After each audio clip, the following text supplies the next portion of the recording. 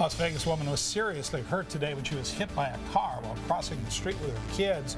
We'll show you what happened in a live report. Plus, a major meth bust off Russell Road forced the evacuation of nearby businesses for most of the day. The FBI is warning of a potential terror attack this holiday weekend, so how safe are you? I'm Adrian Rabulo. That story is coming up in a live report. You're watching Channel 8 Eyewitness News at 6. It's not just news, it's Eyewitness News. Eyewitnesses saw a mother and her 2 children hit by a car this morning. That driver left the mother and children seriously hurt. Good evening. Thanks for joining us. The accident happened at Main and Owens, and the family had no chance to react before being hit.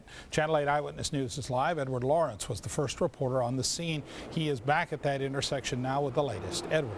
Hey, Gary. Metro says that they arrested the driver through his own stupidity. Now, the family that he hit is still in the hospital. The mother is expected to survive, but she may lose her leg. Her 2 small sons just needed stitches. Metro says Rennie Sosa sped east on Owens towards Main Street. He was coming fast. He didn't, looks like he wasn't slowing down. He hit the curb. Dowling says Sosa's car weaved across 2 lanes and hit the median. Then it hit the curb again and the median before heading toward this sidewalk where a 38-year-old woman was holding a stroller with her 2-year-old boy and holding the hand of her 6-year-old son. He just slid and kept hitting the brakes and slid. She was standing right against the pole. The baby was beside her. Dowling darted across traffic in her truck to try and protect the family of 3. Because he was heading straight towards them. And I thought, I'll try and block him off so I can get, I'd rather he hit me, you know, than these people. And then he just crashed. It just that fast. She heard the brakes and turned around, but she couldn't do nothing. I mean, there was nowhere for her to go.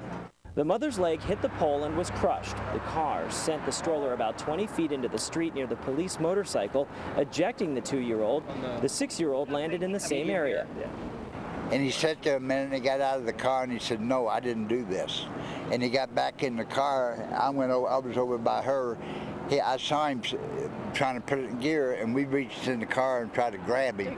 Another gentleman went to the driver's side of the car, and I went to the passenger side and opened the door because I was going to take his keys out because it looked like he was getting ready to go. Dowling says he backed up and almost hit more people as he sped off.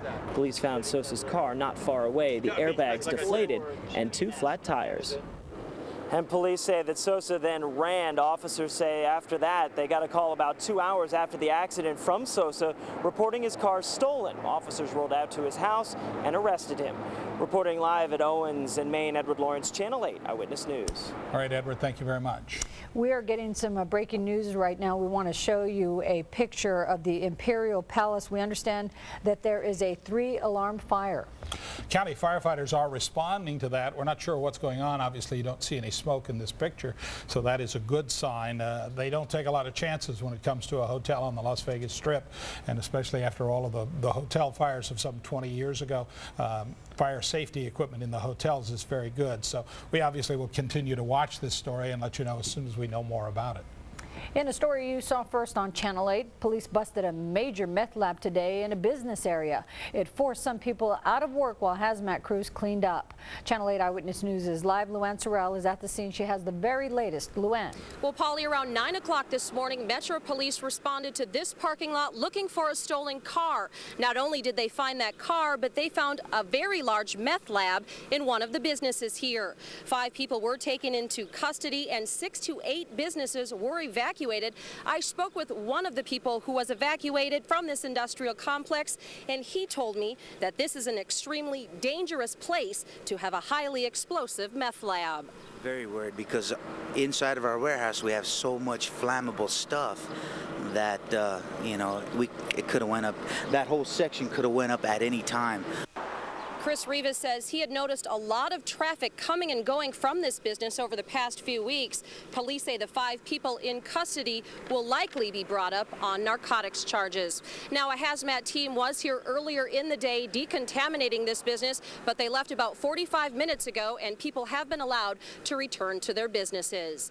Reporting live near Hacienda and Decatur, I'm Luann Sorrell, Channel 8 Eyewitness News. The FBI has issued a bulletin to police departments around the country warning warning them that terrorists may strike this 4th of July weekend. The FBI is said to be asking police agencies to increase their patrols. Channel 8 Eyewitness News is live. Adrian Arambulo joins us from the Las Vegas Strip. Adrian. Gary, the FBI is reportedly asking police to increase their patrol and for these patrols to use different tactics. Now, it's important to note that neither Las Vegas nor the rest of the country is under a specific threat. Yeah, I watched across the river from where my school was, the planes crash into that building. New York's Robert Brancatello, here on vacation, saw the Twin Towers go down on 9/11. At the time, he was teaching at a high school. About 15 of our students remained in the building, lost their parents that day. Still, news of a potential threat this weekend doesn't bother him. You know, I've become somewhat complacent, I think, in the last few years. Local law enforcement does not have that luxury. The FBI has warned police departments across the country of a potential terror strike this weekend. Local FBI agents say they are assessing threats, that there is no specific or credible threat to Las Vegas, but they will stay at heightened alert. Valley police departments are not saying much to keep their tactics secret, but admit they are busy preparing. Casinos such as the Venetian are also well aware of the threat.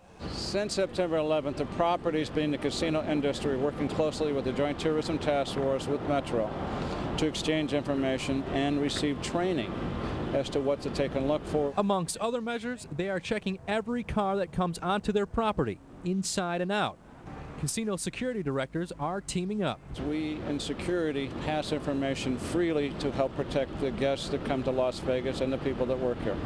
The bulletin also gives tips on how to spot suicide bombers. First, they may be wearing loose clothing, unfit for summer. Secondly, they may carry large bags into unusual areas and may be mumbling, perhaps saying prayers. And lastly, and sadly, they may pose as pregnant women. Tourists here, though, remain confident and like what they see. I just feel like it's a blanket of security for me. So I don't walk around. Now, every single person we spoke to expressed that they are 100% confident in their safety. Still, the FBI continues to monitor the situation around the clock. Reporting live from the Strip, Adrian Arambulo, Channel 8 Eyewitness News. Thank you, Adrian. One local police department says this current bulletin is not any different from what they receive every month. Still, they remain vigilant. The nation's terror threat remains at yellow. Vigilance is being urged by FBIs across the country. Law enforcement officials say the advisory was not prompted by any specific threat. Security is tight, though, around the National Mall, where thousands are expected for special holiday events this weekend. People already at the mall say they understand the extra security. That it's a complex situation we're living in right now, but I've just been enjoying myself because I work hard all year and I'm just down here to have a good time with some family. Local, state, and federal agencies, including Park Police, the FBI, and the National Capital Area Response Team, will watch over the mall area. Can you imagine the fireworks show down in D.C.? Wow. Yeah, that'll be on TV someplace. Thousands of people are packing the airport and freeways into Las Vegas this holiday weekend. We'll show you how bad the traffic is expected to get. Plus, what you need to know before you set off fireworks. See how to stay safe on the 4th of July.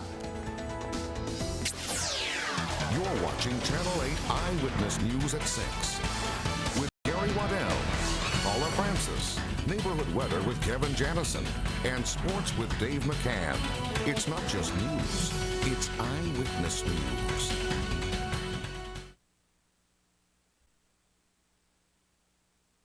We want to update you now on that 3-alarm fire we told you about at the Imperial Palace. The fire was reported to be coming from an escalator inside the hotel. Eyewitness News is live. Dana Roselli is in Chopper 8. Dana, what do you see now? Well, I don't see any smoke, but there are definitely a lot of fire trucks on scene. And right now it's difficult with a situation like this because you've got fire trucks on scene, which is backing up traffic, which, as you know, on Las Vegas Boulevard is pretty tough for the other trucks to get in as well. You can see some more coming in this way. There's some other ones down the road that it looks like they're having a tough time getting through traffic. Now, as they're pulling up, I don't see anybody rushing in, so I'm assuming that it is not a huge emergency at this moment. I haven't seen anyone come out, haven't seen any firefighters running in. I see them pulling up to the scene and basically putting on some gear and walking in. Again, no smoke right now. Supposedly the fire is inside the Imperial Palace on the Las Vegas Strip. That's what we know right now. Reporting from Chopper 8, Dana Roselli, Channel 8 Eyewitness News. With fireworks stands set up all over town and fireworks sold on Indian reservations, you may be wondering what's the difference between the two. Well, to help clear the smoke on the fireworks sales, Channel 8 Eyewitness News is live. Cindy Caesar is at a fireworks stand on Desert Inn Road and Maryland Parkway. Cindy. Well, any of the fireworks that are sold here at stands in Clark County are considered legal.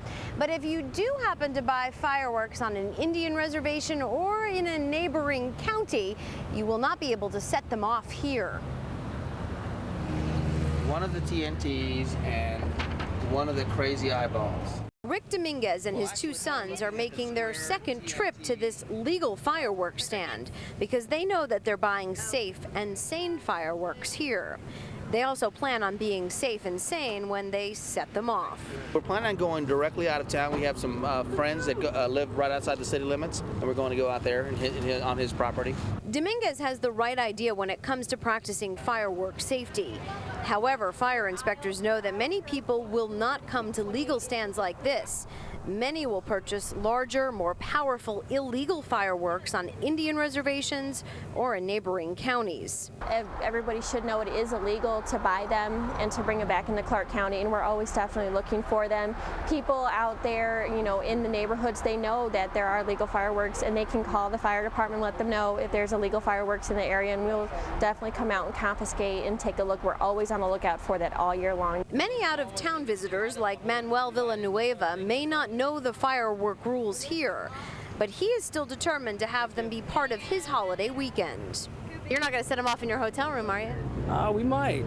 Depends on how many drinks we have. That out-of-town visitor was obviously kidding. He said that the fireworks that he bought right here at this stand, he plans on setting them off out in the desert in an area where it's not populated, and that's exactly what the Clark County Fire Department wants people to do. That way it will prevent any injuries of people as well as homes. Reporting live from Maryland Parkway and Desert Inn, Cindy Caesar, Channel 8 Eyewitness News. Legal fireworks in Clark County are only sold up until July 4th in order to prevent the illegal sale of fireworks after the holiday. Fireworks are a major part of 4th of July celebrations, as we all know, and all that loud noise can be pretty scary for pets. Oftentimes, cats and dogs become so afraid they run away, get lost, and can even be hit by cars. Veterinarians say there are several things you can do to make sure your pets don't have a horrifying experience this 4th of July weekend. A lot of dogs do need tranquilizers because of the fireworks. All people have to do is contact their veterinarians, and they can get tranquilizers through their doctor if needed. A lot of dogs do fine without them, but we'll have other dogs that have literally gone through plate glass windows before when they get excitable. Animal experts also say to keep your pets indoors, and if the noise is still bothering them, you might think about turning on the TV or radio to help drown out the sound. If you are looking for a place to watch the fireworks, here are some options on the 4th of July itself. You can see shows at Desert Breeze Park, Anthem Hills, and Morrell Fields Parks, along with the Stratosphere and Treasure Island. Also the Hills Park at Summerlin, Lake Las Vegas Resort, the Veterans Park in Boulder City, and east of Prim Valley Resorts. If you would like fireworks show information for the whole weekend, you can go to our website, KLASTV.com.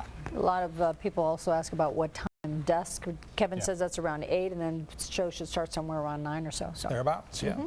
Overcoming pain is a major part of recovering from surgery. Tonight, a new way to fight that pain. And later in this hour, the world is saying goodbye to Marlon Brando, an actor many call the greatest actor of his generation.